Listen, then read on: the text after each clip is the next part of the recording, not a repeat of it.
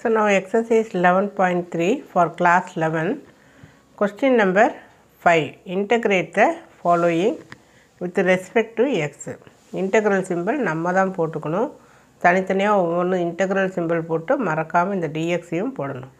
Then take 6 outside. So dx by denominator, then dx by denominator. இந்த கான்ஸ்டண்ட்டை வெளியில் எடுத்துடணும். இப்போ இது பார்த்தீங்கன்னா இந்த ஃபார்மில் நமக்கு அப்ளை பண்ண தோணுது. tan inverse x plus c. ஏன்னா 1/1 plus x ஸ்கொயர்டுனுடைய differentiation integration tan inverse x. அப்போ இந்த இடத்துல நம்ம என்ன எழுதிக்கலாம், 6 into tan inverse xங்கிற இடத்துல என்ன இருக்குது, 3x plus 2. 1/1 plus x squared. In the place of x you are having 3x plus 2.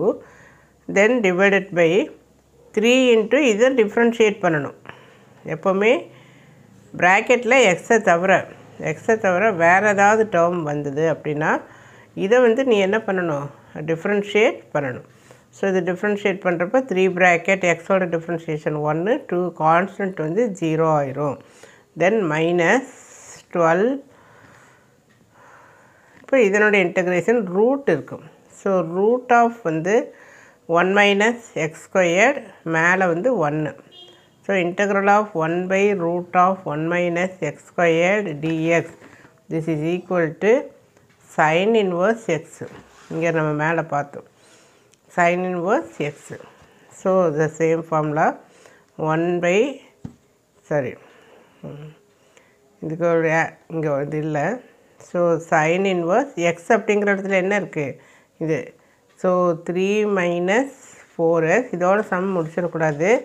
Divided by inner function இந்த 3 minus 4xை டிஃப்ரென்ஷியேட் பண்ணணும். இதனுடைய டிஃப்ரென்ஷியேஷன் என்ன, கான்ஸ்டன்ட் வந்து 0. -4 ப்ராக்கெட் எக்ஸோட டிஃப்ரென்ஷியேஷன் 1. ஸோ -4. ஸோ இந்த இடத்துல என்ன எழுதணும், -4. தென் ப்ளஸ் சிங்கிறத மறக்காமல் நம்ம எழுதணும். தேங்க்யூ.